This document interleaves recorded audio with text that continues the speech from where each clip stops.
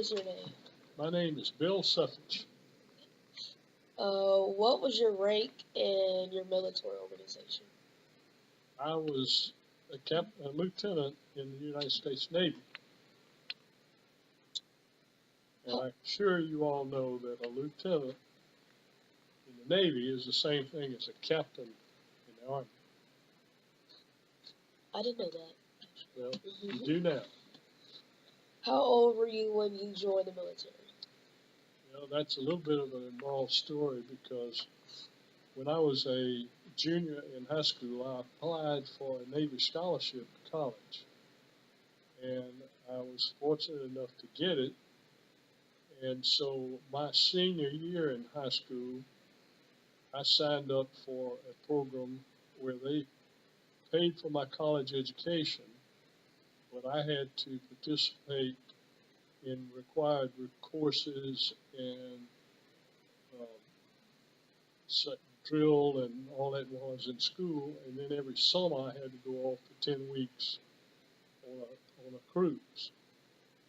Either like one year I went on a destroyer, the next year I was with the Marines, the next year I was with an aircraft carrier, and then I was commissioned an ensign I would have been 21, 22. I'd have been 22. So that's a long answer to your question. Were you drafted or did you volunteer? Well, I think I just answered that. Yeah. I chose to be in the service. What was your drafting experience? What was my what? Drafting experience. Well, yeah. What unit were you in? I was in the Navy, and I ultimately went into flight school and was on the aircraft carrier, in a squadron on the aircraft carrier.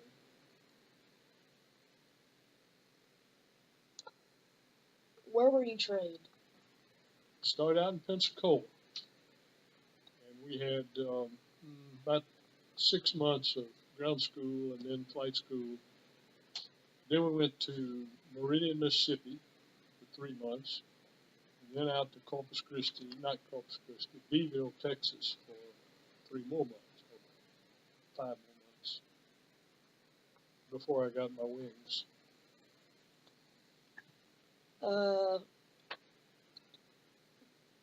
Please describe your training. My training, well, needless to say, it was kind of exciting.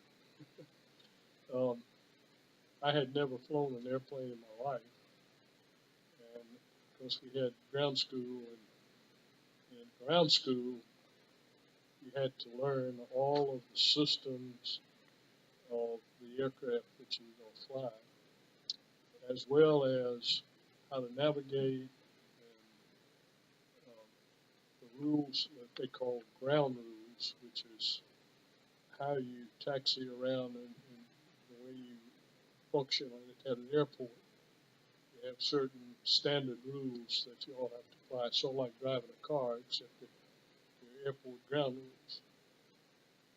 And then you go out with an instructor pilot, and you fly with him for maybe 10 hours, something like that, over a period of time. And they put you through a lot of different things, training you and so forth. And then it's like one day this was over in Baldwin County. I flying out of Pensacola. We're flying over Baldwin County, and there were some little fields that were left over from World War II that we practiced on. And we went in and we did touch and goes, which is where you just go in and touch down, add power, and then take off again. It's just to practice the approach. So we did that 2 or 3 times, and then he said, I want you to make a full stop landing. I said, okay. So we landed, taxied to the end of the runway and stopped. Next thing I know, he's climbing out of the airplane. Yeah. And he said, go on. So he sat there on his parachute, And I turned around and taxied the other end of the runway and took off. And that was my first solo flight. And that was a memorable experience. Go up there by yourself. But I was prepared for it. And then from there we went on and we had formation flying. We went into jets in Meridian. Started flying jets in Meridian. And in Meridian, you did a lot of formation flying, a lot of aerobatics, which are used in air-to-air combat. And then on from Meridian to Beeville, Texas, where we did gunnery, which was air-to-air gunnery. Shot it. They towed a big long banner, had a circle in the middle of it, and you went out in full plane formations and you set up a rotation around the banner. You had one high, one coming off the target, and one up climbing, and it went like this. And you shot at the target, and each plane had bullets that were painted with a different color, so they could tell what. When you hit the target, you left the mark, color. So we did that, and then we did.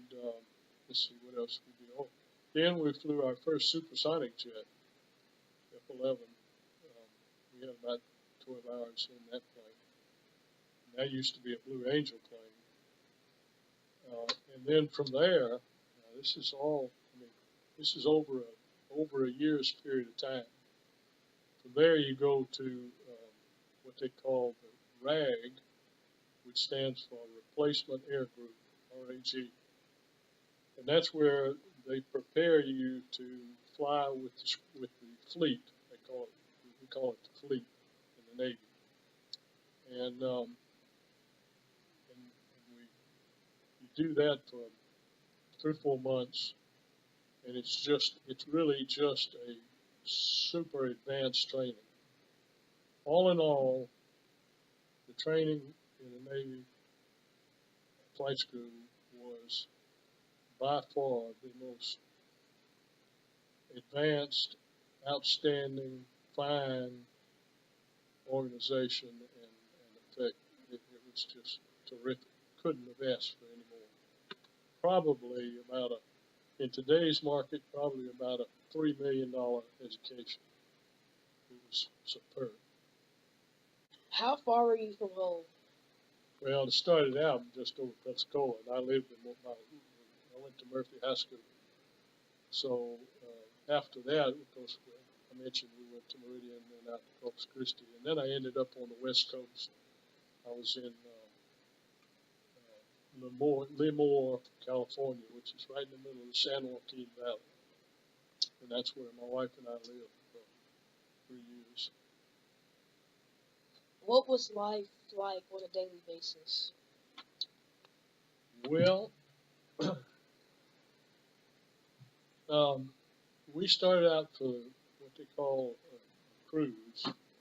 They lasted about 10 months, and we left San Francisco, Oakland, California, is where the ship was stationed. And we went to Hawaii for a few days, and then we went on to the Philippines, past the Philippines. And about the time we got to the Philippines, the word came down that we were going to Vietnam. I'd be honest, I wasn't real sure where Vietnam was. And so we went into a Yankee station off of Vietnam. But in that period of time, you had a lot of dead time. You only flew when you were in what's called bingo of land. We didn't have any reason to fly in the middle of the ocean. It was too risky. If you were at war, it'd be different. But I mean, between San Francisco and California, San Francisco and Hawaii, planes didn't have that kind of range.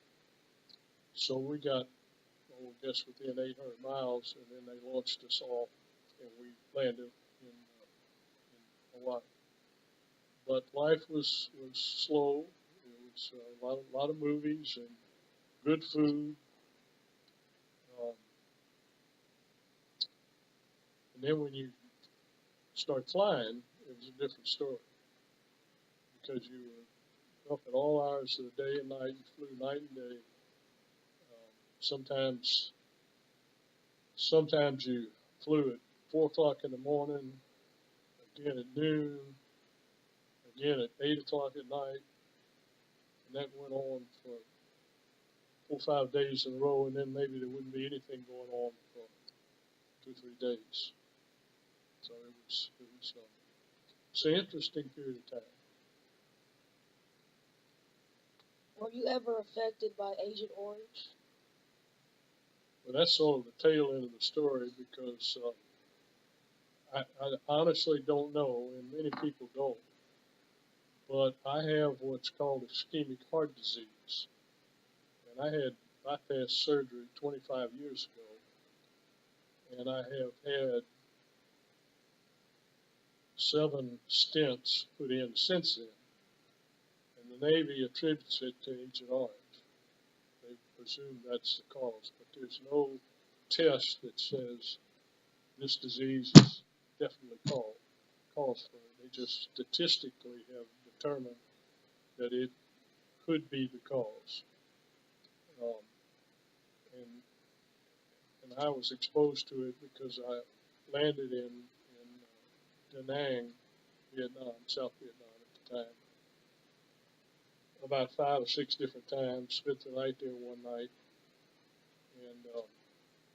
and that exposure is what they attribute to the Agent Orange. I landed there and spent the night early on.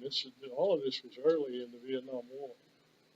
A friend of mine made a mistake, and he hit the end of the ship called the ramp, coming in like this, and he got too low, and he hit it, burst into flame, killed him. It's not much of a mistake because when you go over the ramp in the ship I was flying, there's only about 10 feet between the tail of the aircraft and the ramp. So if you're just a little bit low, you can hit it. If you're too low, like he was, it'll kill you. So that's why I was in there, and that's how I got exposed to Agent Orange. Did you receive a Purple Heart? Nope. Got to shed blood for that. I didn't shed any blood. Brought back a few bullets, but I didn't get injured. Did you have a? No, you don't have to answer that. What conflicts were you in? Vietnam. How has your life changed since you joined the military? Well, that's kind of hard to answer because you don't know what your life would have been if you hadn't done that. But I can tell all of you here, and I want all of you to hear this, military service is the best thing you can do in your life if you go into it with the right attitude.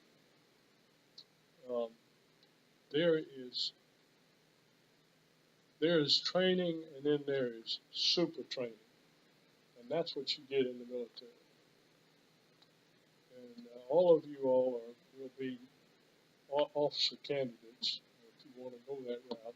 Some people don't, but that's where you have tremendous opportunities, and you have great opportunity to learn leadership at a very young age. I got out of the service when I was 28 years old, and for over 5 years, I had total control over the people that worked for me. When I say total control, I mean they didn't do what I said, they'd go to jail. They go to the brig. And not that I'm saying that's but it's a responsibility that you don't get in private life. You know that anything you do is going to affect the people that work for you. That's a quite an experience for a young man to have. And the other thing that I'll leave you with is the men that I flew with over a period of years, not all of them, but the ones that were in my squadron, they, to this day, are some of my best friends, and they live all over the United States. We just had a squadron reunion in September, and because of circumstances with some problems, my wife's illness, I was not able to go. And since then, I have received all kinds of phone calls and emails and reports about the reunion, saying how much they missed us and all that kind of stuff. We just a tight group. We had 2 people in our group that spent over 7 years as a POW in Vietnam. We lost 6 pilots were killed when we were out there. And the remainder, all of us are just it's a friendship you just can't imagine. It's special. It's real special. That's enough for me. Anything else? What made you decide to join? I'm sorry, what? What made you decide to join? To go in the military? Nothing made me, but I was applying for a scholarship. And although I'd never flown before, I had a lot of thought about flying. I thought, but at the time I was more involved in scuba diving, and I had applied for submarine school, but I didn't get it. I got flight school instead, and it was a wonderful, great thing that it happened. So I can't say much more than that. But I went into it willingly, and it was a good experience. That's all the questions.